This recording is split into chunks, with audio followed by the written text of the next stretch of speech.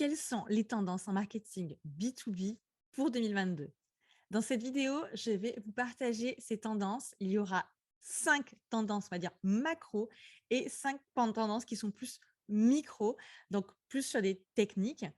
Alors évidemment, ces tendances, sont évaluées sur la base de ce que l'on constate, sur la base de ce que l'on ressent. Il n'y a pas eu de grandes études menées. En revanche, il y a eu beaucoup de documentation et puis beaucoup, on va dire, d'empirique, c'est-à-dire des choses que l'on constate et que l'on pense que ça va perdurer ou s'intensifier pour 2022. Avant de commencer, je tiens à préciser que ce sont des tendances spécifiques au B2B. Évidemment, si vous êtes en B2C, il y aura peut-être des choses qui se recoupent, mais je ne m'engage pas sur des tendances dans ce domaine-là parce que nous sommes spécialisés en B2B chez My Marketing Experience. Donc, c'est vraiment là où on va mettre le focus. Donc, la première tendance, sans plus attendre, c'est, comme vous l'imaginez, encore plus de digital. Certainement, vous ne serez pas surpris par cette tendance, mais on constate réellement aujourd'hui une accélération qui continue par rapport aux années précédentes. Donc, bien sûr, on n'en est absolument pas au début. C'est quand même engagé depuis même maintenant 10 à 15 ans, mais sur les dernières années et sur l'année prochaine, il faut s'attendre à ce qu'il y ait encore plus de parcours clients digitalisés, à ce qu'il y ait encore plus de communication digitalisée. Alors, c'est notamment lié au contexte qui s'est développé il y a quelques mois avec l'arrivée du Covid et qui va s'intensifier encore en 2022. Donc, concrètement, qu'est-ce qu'on peut constater? De quelle manière ça va pouvoir se matérialiser? Comment on peut, ce n'est pas des prédictions du tout, hein, on est vraiment sur quelque chose de fiable. On constate notamment que les vidéos aujourd'hui génèrent 82% de trafic, donc du trafic web. Donc, très clairement, la vidéo et au service du digital va encore s'intensifier en 2022. Si ça ne fait pas partie de votre stratégie, si vous n'avez pas encore du tout de matériel vidéo pour promouvoir votre entreprise, eh bien, je vous invite rapidement à vous y mettre, à réfléchir à des contenus vidéo pour générer du trafic ou pour générer de la conversion. Une autre chose qu'on constate, c'est que le canal email qu'on dit mort et enterré depuis des dizaines d'années maintenant, eh bien, il est plus vivant que jamais. L'email n'est absolument pas mort. On constate même, selon les derniers chiffres, une hausse de l'engagement par email, c'est-à-dire de l'engagement du taux d'ouverture et du taux de clic. Moi, je vais vous partager une expérience. Cette année, que ce soit pour nous ou pour nos clients, le canal email a été un canal qui a très bien converti, notamment avec du cold emailing. On en parlera un petit peu par la suite. Mais c'est très clairement une tendance qui a émergé en 2020, on va dire concrètement en 2020, qui s'est intensifiée en 2021 et qui va exploser en 2022. J'en dirai un petit peu plus par la suite sur ce qui fonctionne et ce qui ne fonctionne pas dans une autre tendance. Donc, on constate très clairement ça sur l'email. Autre point sur la digitalisation qui s'accélère, ce sont les événements en live. Donc, que ce soit des webinaires, que ce soit des lives sur LinkedIn, que ce soit des lives sur YouTube, des lives où vous voulez, des événements digitaux en live, vous allez en voir beaucoup plus en 2022, eh bien pour recréer ce qu'aujourd'hui on a tendance à perdre, c'est la spontanéité, ce sont les échanges. Évidemment, les vidéos comme vous regardez actuellement celle-ci, c'est sympa parce qu'il y a des informations et du contenu, mais il n'y a pas d'interaction. Ceci dit, si vous voulez me laisser un message en commentaire, je serai ravie d'y répondre, mais en tout cas, ça ne sera pas en temps réel. Et aujourd'hui, avec la nécessité de se reconnecter à son audience, on peut parier de manière très certaine que les événements live, non seulement vont se multiplier, mais vont être un canal d'acquisition et de fidélisation de ses clients. Une autre tendance macro, on va dire, que l'on constate, c'est-à-dire macro, c'est-à-dire à grande échelle, hein, c'est que les entreprises en B2B ont tendance à devenir beaucoup plus stratèges. Là, je ne vais pas forcément parler des très grandes entreprises, parce qu'évidemment que, elles ont tout l'équipement qu'il faut, que ce soit financier, que ce soit humain, pour faire de la stratégie. Mais on constate que les entreprises déjà de plus petite taille, des TPE, des PME, des ETI en B2B, qui n'avaient pas nécessairement le réflexe de faire vraiment de la stratégie en marketing, eh bien, elles s'y mettent. Elles s'y mettent parce que c'est une nécessité, pas simplement pour l'envie et on va dire le fun. Même, bon, personnellement, j'adore, donc c'est pas du tout un souci, mais c'est plutôt parce qu'elles en ont besoin. Aujourd'hui, on est dans une économie, dans un monde, dans un contexte qui nécessite, un, de s'adapter facilement et deux, d'être en permanence en veille sur son environnement. Donc ça, c'est plutôt une découverte, c'est plutôt quelque chose de nouveau pour les entreprises, notamment les TPE et les PME en B2B, qui réalisent que leur monde a changé très vite et qu'elles ont besoin de s'adapter. Donc concrètement, qu'est-ce que ça veut dire? Ça veut dire que des outils qui sont existants depuis des dizaines d'années, comme les analyses SWOT, eh bien, sont de plus en plus faits, et nous, on le recommande d'ailleurs, en interne, mais pas forcément une seule fois par an. Faites-le plutôt 2 fois par an parce que les choses évoluent vite. Votre écosystème évolue vite. Il y a également tout ce qui est, j'en parlais, écosystème avec la cartographie d'écosystèmes qui sont typiquement des outils, stratégiques avant réservés à des entreprises peut-être plus grandes ou qui innovent beaucoup. Eh bien, on remarque qu'elles sont adoptées, que ces outils sont adoptés par des entreprises de taille beaucoup plus modérée en B2B. Donc, ces outils, si vous les cherchez, n'hésitez pas, vous pouvez mettre un commentaire en description. Vous pouvez les fouiller sur notre site internet. On en partage pas mal que vous pouvez télécharger gratuitement. Heu, cette nécessité d'être stratège, ça va déboucher pas juste sur de la stratégie, parce que de la stratégie pour la stratégie, ça ne sert juste à rien, mais sur des plans d'action. Et donc, ce qui auparavant était fait un peu à l'opportunité, au contexte positif ou négatif, eh bien, ça va générer une véritable stratégie avec un plan d'action à coller sur qu'est-ce que je fais à quel moment pour atteindre quel objectif. Et ça, finalement, en B2B, c'était quelque chose qui était moyennement pratiqué ou de manière un peu artisanale jusqu'à présent, sans vexer ceux qui ont l'impression de le faire jusqu'ici. Mais on voit vraiment, nous, de notre point de vue, la différence entre ce qui se faisait encore il y a 2, 3, 10 ans et la demande qui émane aujourd'hui pour quelque chose de beaucoup plus carré, beaucoup plus orienté vers un résultat et moins opportuniste. Donc, dans les outils, il y a également la connaissance de son client, qui est quelque chose qui est de plus en plus nécessaire en B2B.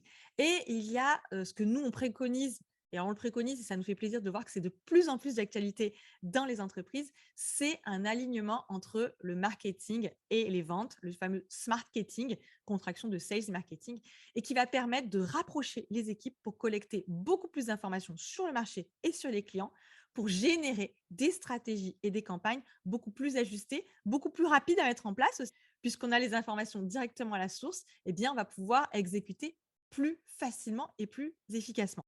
Une troisième tendance macro que l'on constate, c'est une évolution beaucoup plus rapide des business models et des offres. Aujourd'hui, dans le contexte et concurrentiel et économique dans lequel on est, les évolutions rapides de la demande et de ce qu'attendent les consommateurs et les clients entreprises, puisque là on est en B2B, évoluent rapidement et nécessitent d'adapter le business model. Le business model, mais également les offres. Et aujourd'hui, on a de plus en plus de demandes sur ces points-là. Donc là, je parle au niveau de notre agence, mais au niveau de ce qui est nécessaire de mettre en place pour conquérir des parts de marché. Pourquoi ces business models évoluent? Eh bien, tout simplement parce que, ben, vous l'avez constaté par vous-même dernièrement, tout a beaucoup évolué très vite, notamment en business et au niveau du commerce au sens large entre les entreprises. Et il y a besoin de faciliter les ventes, de simplifier les décisions, de simplifier le passage à l'action. Donc, par exemple, tout ce qui est autour de l'usage plutôt que de la possession, donc avec des systèmes de location, pour le matériel va énormément encore se développer. Il y a également les modèles autour du recyclage, de la seconde main, qui est très présent sur le B2C et qui va très certainement arriver en B2B également, parce que les entreprises veulent aujourd'hui, demandent des services et des produits qui sont plus propres, qui sont plus alignés avec leurs valeurs pour celles qui sont engagées dans une démarche écologique. Ce qu'on peut voir également, c'est que, notamment dans le monde du conseil, de la formation ou du consulting au sens large, c'est que la demande de services dans la durée, parce que c'est très bien d'avoir du conseil, mais c'est mieux d'avoir des résultats, et on sait qu'on a besoin d'être accompagné dans la durée, eh bien, ça, c'est une forte demande auquel il va falloir répondre par des business models et des offres qui en prennent compte. Donc, si ce n'est pas encore fait et vous êtes dans ces secteurs-là, je vous invite vraiment à vous poser la question, à savoir comment vous allez pouvoir adapter votre modèle pour répondre à cette demande. Une autre tendance très marquée et que nous, on soutient à 1000%, parce que bah, déjà parce que c'est intéressant, mais aussi parce que ça permet d'avoir beaucoup plus d'impact, notamment en B2B, c'est la fameuse expérience client c'est quelque chose dont vous avez forcément entendu parler pour tout ce qui est grande consommation, mais qui est relativement encore peu présente pour tout ce qui est B2B. Eh bien, clairement, en 2022, vous ne pourrez pas y couper. Et si c'est pas encore, on va dire, germé dans votre entreprise, eh bien, je voudrais déjà planter des graines pour que vous considériez ça. Aujourd'hui, l'expérience client B2B, qui fait partie intégrante de la marque B2B, ça va vraiment permettre à des entreprises de sortir du lot, de se différencier, puisqu'aujourd'hui, c'est beaucoup plus difficile de se différencier par le prix ou par la communication, notamment sur certains produits et certains services. L'expérience va prendre le pas. Et pour en revenir à la première tendance dont on parlait, du tout digital, clairement, le digital va jouer un grand jeu, va jouer une grosse partie de cette tendance. Donc concrètement, qu'est-ce que c'est l'expérience client? Sur quoi il va falloir travailler? Donc travailler l'expérience client, ça peut être quoi? Par où je commence? Eh bien, ça peut commencer tout simplement par recibler, faire ce qu'on appelle du retargeting sur vos audiences pour leur proposer des messages beaucoup plus pertinents. Ils ont déjà été en contact avec vous. Eh bien, adaptez-vous, adaptez votre message pour que l'expérience soit complète et pas pour qu'ils revoient un message qu'ils ont déjà vu. Ça peut être également tout ce qui est autour du géo-targeting. Donc là, c'est un poil plus loin, hein. C'est d'adapter les contenus de votre site internet par rapport à la zone géographique où se situent vos clients. Donc là, c'est plus technique, même si les techniques existent déjà, hein, ce n'est pas quelque chose de révolutionnaire, mais c'est quelque chose qui était beaucoup plus fait en B2C qu'en B2B. Donc si ça fait sens, si vous êtes sur un marché qui est beaucoup plus global, on va dire, il y a de multiples régions, intéressez-vous à ces techniques pour développer une expérience client renforcée à ce niveau-là. Bien entendu, tout ce qui est autour du neuromarketing et la prise en considération des émotions de vos prospects et de vos clients est un élément clé de l'expérience que vous allez leur faire vivre. Je pense que si vous nous suivez depuis assez longtemps, on en a beaucoup parlé. Si vous découvrez par cette vidéo, allez fouiller sur notre chaîne YouTube, vous trouverez beaucoup de choses sur ce sujet, c'est-à-dire de l'utilisation des émotions dans le parcours client en B2B. Euh, Si vous ne l'avez pas encore fait, du coup, cartographiez ça. Comprenez comment fonctionnent vos clients pour lui offrir un parcours client qui est optimisé par rapport à son parcours émotionnel dans son achat de vente. Ça fait partie de l'expérience client et c'est pas juste pour faire joli parce que c'est fun, c'est clairement un outil pour augmenter les conversions qui est déjà énormément utilisé par d'autres secteurs d'activité en B2C et qui s'intensifie en 2022 en B2B. Autre tendance extrêmement forte en 2022 en B2B, c'est l'utilisation de l'employee advocacy et du social selling dans les entreprises. Qu'est-ce que c'est l'employee advocacy et social selling? C'est tout simplement l'utilisation des réseaux sociaux, notamment de LinkedIn, puisque ce sont vraiment des termes qui sont très liés à LinkedIn, pour développer la visibilité de votre entreprise et générer des demandes. Mais ça, ce n'est pas uniquement fait au niveau du marketing, c'est au niveau de tous les collaborateurs, ou du moins d'un maximum de collaborateurs qui vont s'engager, qui vont prendre la parole en leur propre nom, mais au nom de l'entreprise, pour la faire beaucoup plus rayonner. Vous l'avez peut-être déjà constaté si vous-même vous êtes sur LinkedIn que certaines entreprises sont représentés, leur message est porté par plusieurs personnes, plusieurs collaborateurs. Eh bien, il y a pas de mystère, il y a une raison, c'est que ça va directement contribuer, un, à la réputation de l'entreprise, deux, à développer sa visibilité et trois, à générer des demandes, augmenter le nombre de fameux leads que tout le monde veut. Donc, on va le voir en 2022, clairement, ça va s'intensifier tout simplement pour une autre raison, c'est que les voyages sont de plus en plus compliqués, les commerciaux voyagent beaucoup moins, ceux qui sont en charge du développement voyagent également moins, il n'y a pas toujours des salons professionnels, c'est pas toujours évident de se rendre chez ses clients. Donc, l'utilisation de LinkedIn pour développer la visibilité est un énorme vecteur de communication pour les entreprises en B2B. À notre échelle, on le constate parce que on a les demandes d'accompagnement pour de l'employee advocacy ont juste explosé en 2021, mais finalement, elles ont explosé, mais ça représente certainement une toute petite partie de ce qui va arriver en 2022 parce que ça reste des entreprises qui sont un peu pionnières sur le sujet. Certainement, moi j'en suis convaincue, ça va se démocratiser en 2022. Et tout simplement parce que les entreprises qui ont adopté ça surperforment, on le constate aujourd'hui. Alors maintenant, je vais faire un focus sur les techniques, une tendance, mais au niveau des techniques, on va descendre d'un niveau parce que c'est bien de connaître les macros, mais c'est aussi bien de savoir sur quelle technique on va se focaliser. Donc, mes recommandations en B2B, c'est de vous focaliser, comme on l'a dit juste un petit peu plus tôt, sur l'email. Ce n'est pas le seul canal sur lequel je vous recommande d'être présent, absolument pas. Mais s'il faut en citer certains, pour moi, l'email est un canal incontournable pour faire et de l'acquisition de leads, donc tout simplement pour générer des demandes par du cold emailing, et également pour faire ce que j'aurais tendance à appeler du warm emailing, c'est-à-dire pour réchauffer des contacts, des clients ou des prospects avec lesquels soit vous n'avez jamais travaillé mais ils vous ont fait une demande, soit ils ont été clients mais il y a déjà un peu longtemps. Et donc, vous allez utiliser l'email pour soit mieux convertir, soit se rappeler à leurs bons souvenirs. En tout cas, sincèrement, c'est ce qui fonctionne le mieux actuellement. J'ai du mal à penser que ça va pas être comme ça en 2022, mais il y a des conditions. Il y a des conditions, c'est que on ne fait pas du mass emailing, on ne fait pas du mass cold emailing. Donc, il faut absolument que ce soit quelque chose qui soit le plus personnalisé possible et pas de la masse pour taper dans le tas et on se dira bien que sur le lot, il y en a un qui va passer. Non, ça, je vous le déconseille. Ça va nécessiter de très, très bien connaître à qui vous voulez vous adresser.